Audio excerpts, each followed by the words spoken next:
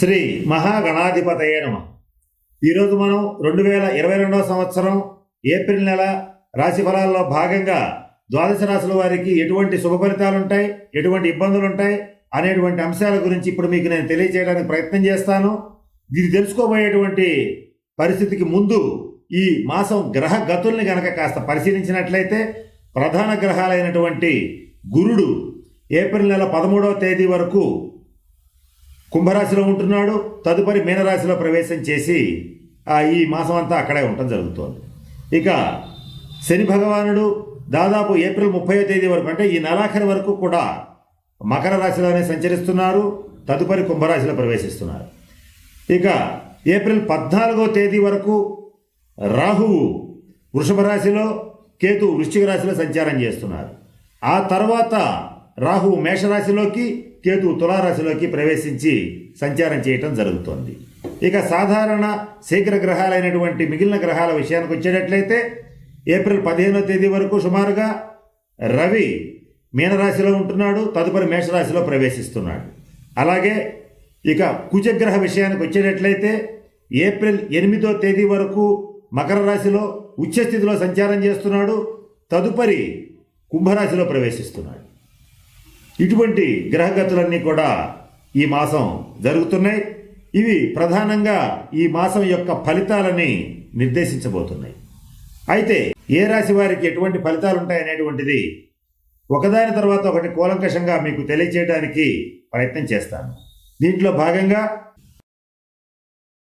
తదుపరి కన్యారాశి.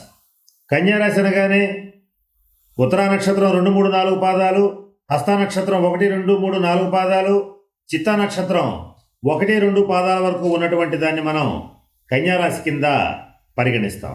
అయితే ఈ కన్యారాశి వారికి ఈ మాసం ప్రథమార్థం కన్నా ద్వితీయార్థం చాలా బాగుంది.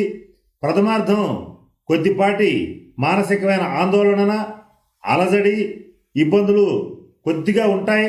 దీనికి కారణమైనటువంటి ఈ రాహుగ్రహ ప్రభావం కానీ, అలాగే శని ప్రభావం వల్ల కానీ ఇటువంటి ఇబ్బందులు కలుగుతున్నాయి. కానీ ఏది ఏమైనప్పటికీ కూడా ఏప్రిల్ 14వ తేదీ నుంచి గురుడు సప్తమ రాశిలో మీనరాశిలో స్వక్షేత్రంలో సంచరిస్తూ మీ రాశిని శుభదృష్టితో చూడటం అనేటువంటిది జరుగుతుంది. కనుక శుభకార్యాలు జరుగుతాయి. వివాహం కాని వారికి అత్యంత అనుకూలమైనటువంటి సమయం. సంతానపరమైనటువంటి చిక్కులన్నీ కూడా తొలగిపోతాయి. గతంలో ఏర్పడినటువంటి పనుల్లో ఆటంకాలు, ఇబ్బందులన్నీ కూడా సునాయాసంగా తొలగిపోవడం అనేటువంటిది జరుగుతోంది. మిగిలిన గ్రహగతులు ఎన్ని రకాలుగా బాగున్నా బాగుండకపోయినా ఈ మాసం ఎక్కువగా గురుగ్రహ అనుగ్రహం వల్ల మీరు జరిగేటువంటి ఆటంకాలన్నింటినీ కూడా చాలా సునాయాసంగా ఓర్పుగా దాటుకుని ముందుకు వెళతారు. ఎటువంటి విచిత్ర విపత్కర క్లిష్ట పరిస్థితుల్లో అయినా సరే మిమ్మల్ని మీరు సర్దుబాటు చేసుకునేటువంటి ధోరణి కలిగినటువంటి కన్యారాశి వారికి ఈ గురువు యొక్క అనుగ్రహం అనేటువంటిది యుద్ధం చేసేటువంటి వాడికి కత్తి డాలు అందించిన విధంగా చక్కగా మీరు పోరాటం చేసి విజయం సాధించగలుగుతారు. శభాష్ అనిపించుకునేటువంటి పరిస్థితి కూడా గోచరిస్తుంది. గతంలో చేసినటువంటి రుణాలన్నింటినీ తీర్చివేయగలుగుతారు. అలాగే ఈ మాసం ద్వితీయార్థంలో మీరు సొంతగా మీరు కొత్తగా వ్యాపారాలు ప్రారంభించడం కానీ, అలాగే నూతనంగా కొన్ని కార్యక్రమాలని, కొన్ని ఆర్గనైజేషన్స్ని స్థాపించి వాటిని మంచి స్థితికి తీసుకెళ్ళడానికి ప్రయత్నం చేయటం కానీ తప్పనిసరిగా జరుగుతుంది. గతంలో ఎన్నడూ లేని విధంగా ఈ మాసంలో మీరు పుణ్యక్షేత్రాలు సందర్శించడం జరుగుతుంది. తీర్థయాత్రలు చేయడం జరుగుతుంది. ఇష్టదేవత దర్శనం కూడా లభించేటువంటి అవకాశం ఉంది. అటువంటి శుభ పరిణామాలన్నీ కూడా ఈ మాసం మీకు గురువు యొక్క అనుగ్రహం వల్ల లభించబోతోంది. అది కూడా ద్వితీయార్థంలో ఎక్కువగా లభించేటువంటి పరిస్థితులు కూడా స్పష్టంగా కనపడుతున్నాయి. అలాగే సప్తమ స్థానంలో శుక్రగ్రహ సంచారం కూడా ఈ మాసం జరగబోతోంది.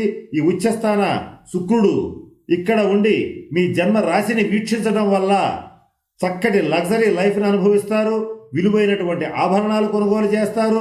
నూతనంగా ఆస్తులు కూడా పెడతారు. అలాగే మీరు చేసేటువంటి వృత్తి, ఉద్యోగ, వ్యాపార వ్యవహారాలు ఏవైనప్పటికీ కూడా మంచి స్థితికి చేరుకోగలుగుతారు. ఇక కన్యారాశి వారి విద్యార్థుల విషయానికి వచ్చేటట్లయితే విద్యాయోగం బాగుంది. మంచి ర్యాంకులతో ఉత్తీర్ణతని సాధిస్తారు.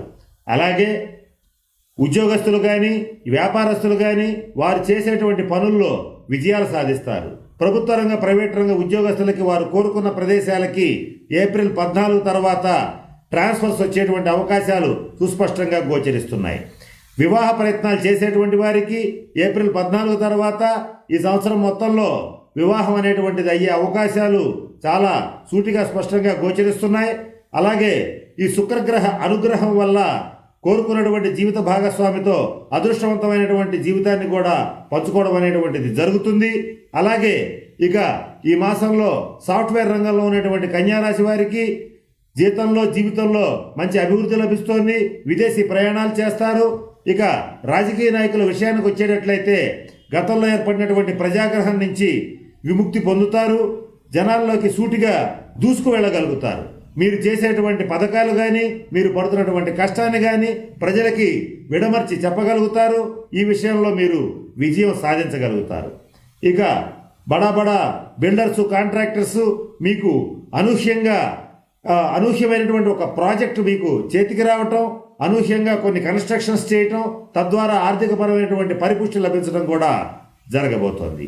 ఇక ఏప్రిల్ 14వ తేదీ నుంచి మీకు అష్టమ స్థానంలోకి రాహు ప్రవేశిస్తున్నాడు. ఈ అష్టమ స్థానంలో రాహు ప్రవేశించినప్పటి నుంచి కొద్దిపాటి ఇబ్బందులు కలిగే అవకాశం ఉంది.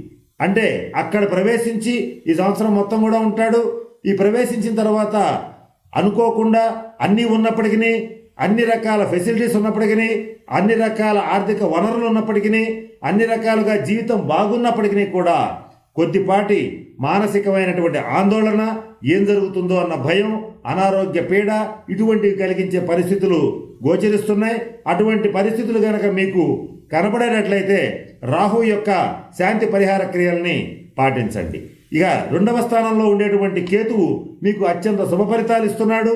ఆర్థికంగా మీరు ఏ పని చేసినా, ఏ రంగంలో ప్రవేశించినా, ఏ రకమైన కమిషన్ వ్యాపారం చేసినా కూడా మీకు డబ్బుకు లోటు లేనటువంటి పరిస్థితిని తీసుకొస్తాడు. అయితే ఆ డబ్బు కూడా ఎలా వస్తుంది అని అంటే సరళితముగా నారికేళ సరళము భంగిన్ అంటారు. అంటే కొబ్బరికాయలోకి నీళ్ళు ఎలా వస్తాయో ఒక మాయగా మీకు డబ్బు అనేటువంటిది వస్తుంది. అది ఏప్రిల్ 14వ తేదీ నుంచి ఈ సంవత్సరం మొత్తం ఉండేటువంటి పరిస్థితి. కేతువు యొక్క అనుగ్రహం మీ మీద స్పష్టంగా ఉంది. కుటుంబంలో కూడా మంచి శాంతి నెలకొంటుంది. మీరు మీ కుటుంబ సభ్యులకి చక్కటి ఆనందకరమైనటువంటి జీవితాన్ని ఇవ్వగలుగుతారు. పంచమ స్థానంలో శని మీకు సంతానపరమైనటువంటి విషయాల్లో కొద్దిపాటి ఆటంకాలు కలిగించినప్పటికీ కూడా గురువు యొక్క అనుగ్రహంతో వాటిని దాటగలుగుతారు. ఇక ఈ మాసం కన్యారాశి వారు శనివారం నియమాలు పాటించండి. అలాగే శనివారం నాడు శనీశ్వరుడికి తైలాభిషేకం జరిపించుకోండి.